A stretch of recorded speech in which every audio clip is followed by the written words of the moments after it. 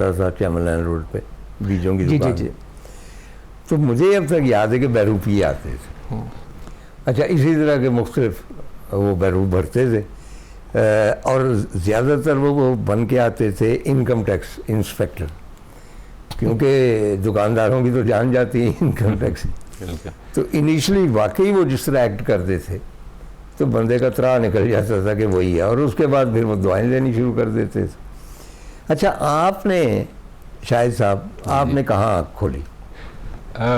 मुस्तनसिर साहब, मैं ना मुगलपुरा का जो एरिया है वहाँ गंज बाज़ार बहुत मशहूर एक बाज़ार है, तो वहाँ मैं पैदा हुआ हूँ, ठीक है।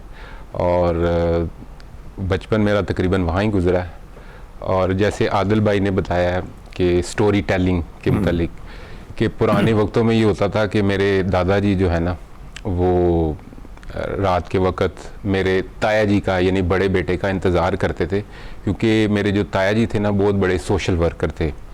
सोसाइटी एक वहाँ एक अदारा है, तो वहाँ को उनको उसको लीड करते थे, तो वो ना उनका इंतज़ार करते थे। नहीं, वो क्या कहानियाँ सुना दे? कहानियाँ डिफरेंट ये है कि थोड़ा सा ना आप कह सकते हैं कि मैं उसको सही तरह एलेबोरेट नहीं कर सकता, लेकिन वो जो बातें जब आपस में वो करते थे तो एक मज़ा आता था कि कुछ ना कुछ अच्छी चीज़ बता रहे हैं। वो लाहौर के बारे में ही करते? लाहौर, कुछ हर तरह के मौजूआत जो है ना उसके ऊपर। अच्छा, आप दोनों से एक सवाल है, आपने कैरेक्टर्स के हवाले से किया है कि हमारे एक दोस्त हैं मलिक साहब। मलिक साहब भी प्योर लाहौरी हैं, कभी उनको भी बुलाना है लाहौर के हवाले से।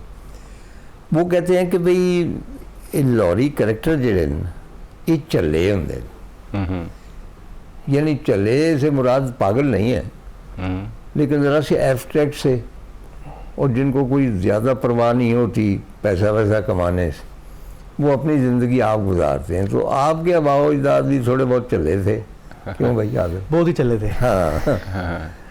हमने तो क्या कहते हैं, कोई कैलकुलेशन नहीं, कोई कुछ नहीं। मेरे वालिद साहब, मेरे ताया, मेरे दादा लाहौर तो बाहर नहीं गए। अच्छा, मतलब उन्होंने इस्लामाबाद नहीं देखा, मेरे वालिद साहब ने कराची नहीं देखा, मुल्तान नहीं देखा। अच्छा, इतने इधर ही रहे हैं, इधर ही बचपना, इधर ही जवानी, इधर ही यार दोस्त, थड़ेबाजियाँ। हाँ। स्कूटर हमारे पास अभी भी मौजूद हैं, पुराने स्कूटर अपडेट करते रहते हैं, चूँकि पुराने लोगों की निशानियाँ। अच्छा, नहीं वो थड़े पे बैठ के तो ओ हो पुराने थड़ा जो था ना वो एक इंस्टीट्यूट था। पुराने बाबे वहाँ बैठते थे, तो सर्दियों में हम अच्छी तरह याद है ग्वाल मंडी के बाहर वो कश्मीरी चाय और पापे जो थे वो वहाँ बैठते थे, और वो कोई ऐसा मौजू नहीं होता था जिस पे वो डिस्कस नहीं करते थे। पॉलिटिक्स वहाँ चलती थी, सोशल वहाँ लाइफ वहाँ चलती थी। लाहौर के खाने, ट्रेडिशनल खाने, आज तो सारा साल आपको वो खाने मिलते हैं, ऐसा नहीं था।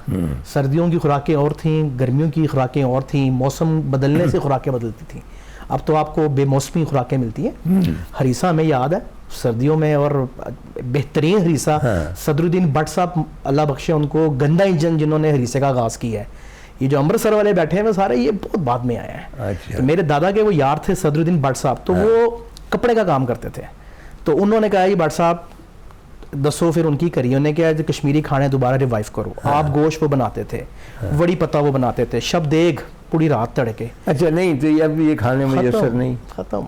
शेरा वाले दरवाजे में मुझे अच्छी तरह याद है, आज से कोई 20 या 22 साल पहले बुत करेले, शबदेग और वड़ी पत्ता एक कश्मीरी फैमिली थी जो लगाती थी। अच्छा, मसला ये है कि जो कमर्शलाइजेशन होती है उसका असर इन सब चीज़ों पे होता है, और जो टूरिस्ट आते हैं उनको ख़ास तौर पे बड़ा शौक़ होता है। आई स्टिल रिमेंबर कि हम सिरी पाए खाने गए एक ख़ास जगह, कह लीजिए कि शरफू के सिरी पाए, नाम नहीं लिया जा सकता। वहाँ पे इतना ज़्यादा रश।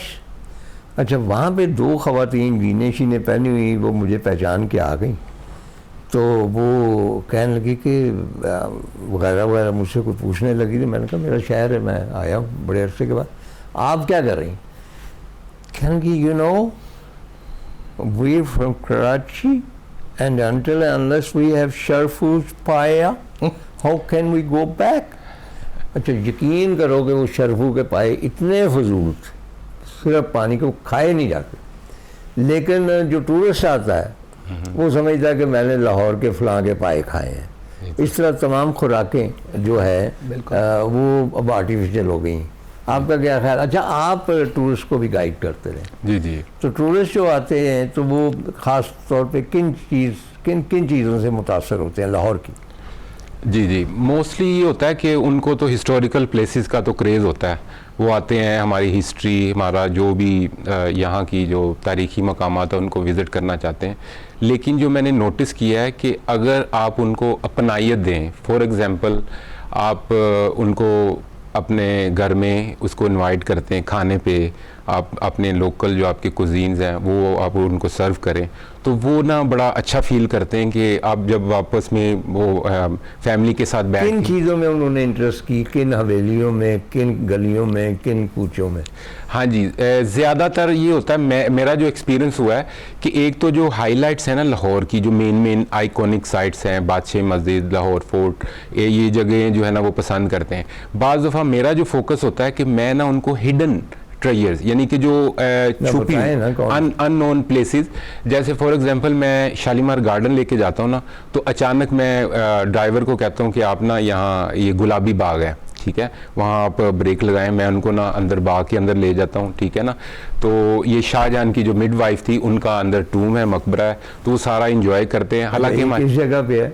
ये जीटी रोड पे ना, इंजीनियरिंग यूनिवर्सिटी ना, उससे थोड़ा सा आप आगे जाए ना, इसी तरह उसके अंदर अगर आप चले जाएं, सरू वाला मकबरा है, ठीक है, वो उनको मैं विजिट करवा दूँ अचानक, तो वो ना फिर कहते हैं यार ये तो आइटनरी में शामिल नहीं था, तो आपने हमें एक्स्ट्रा दिखाया। तो उनके लिए ये जो एक्स्ट्रा चीज़ें हैं या हिडन प्लेसेस हैं ना, जो इवन के जो गाइड्स बुक्स हैं या इंटरनेट से वो उनमें नहीं है। उनमें नहीं है।